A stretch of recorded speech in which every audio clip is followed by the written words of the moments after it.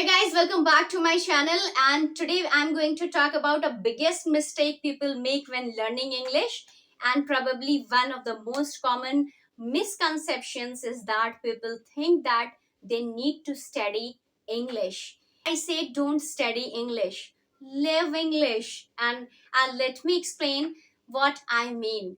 What does studying mean, and how do people usually approach this process, and how do people perceive studying? Studying means getting knowledge about something by reading, examining it in details, or researching. We usually perceive studying to be hard and boring and something that you can usually complete and leave behind like a course. I think so. And you just give your advice what you think about that. Or when you study in a school, you can't wait to finish it and forget about it. So, guys, when people think that they need to study English, they usually think that they need to take a course or work with a teacher one on one for some time, and that will be enough. So when they finish it, they will know English and they won't need to go back to learning again. So here, are they wrong or are they right? So well, to be fair, to each his own. If your goal is just to pass a test like IELTS, then you pass a test, you forget about it, and that's why it's important to determine your goal.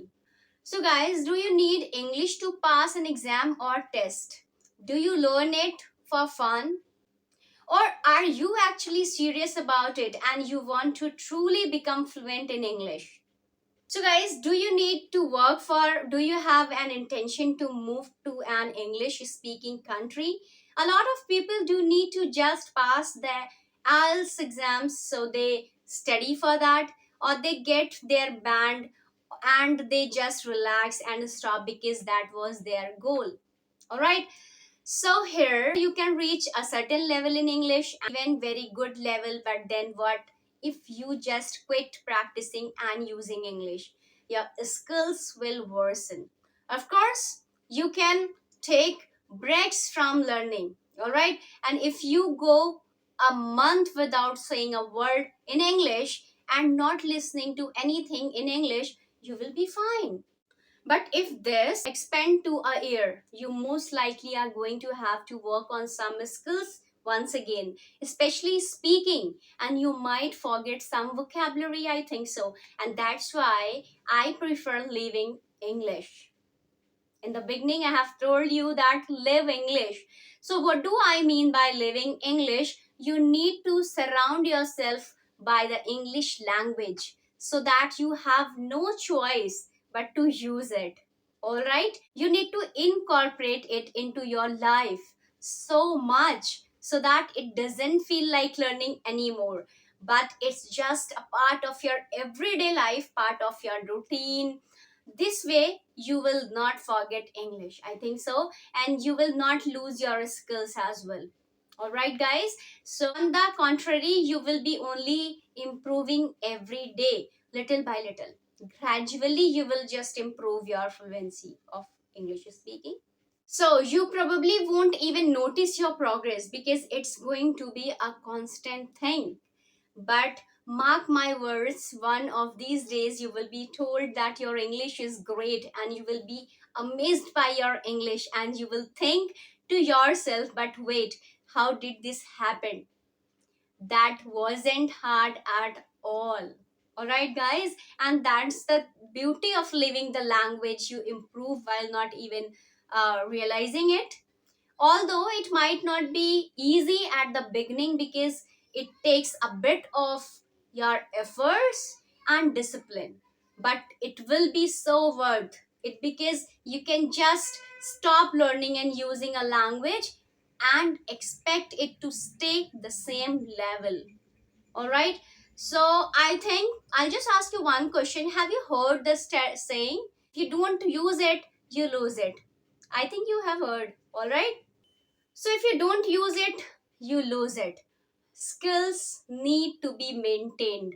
All right, when people go to colleges, they can't wait to finish their studying, and they do what when they do, right? They usually proceed to applying everything they learn at their jobs. All right, so this helps them maintain and enhance their skills. You need to maintain a language so as not to lose it. All right, so guys, it just like with any other skills, be it playing an instrument or driving a car, that I have already told you in the in my one of my video, a driving example I have given you. All right, so after a big break, you need to work on your skills once again. All right, you don't forget them completely, but they get worse. And that's why people always find themselves in this vicious cycle of learning English but never becoming truly fluent in it. Right, so becoming fluent in English is a goal for a lot of people, but the road they choose to get there oftentimes isn't the one that's going to get them there. So by the road, I mean that the mindset with which people approach learning a language and the approach itself. And let's just take my family as an example. All right, so we live in India. All right, really see that in our India, um, most of the people are not using English.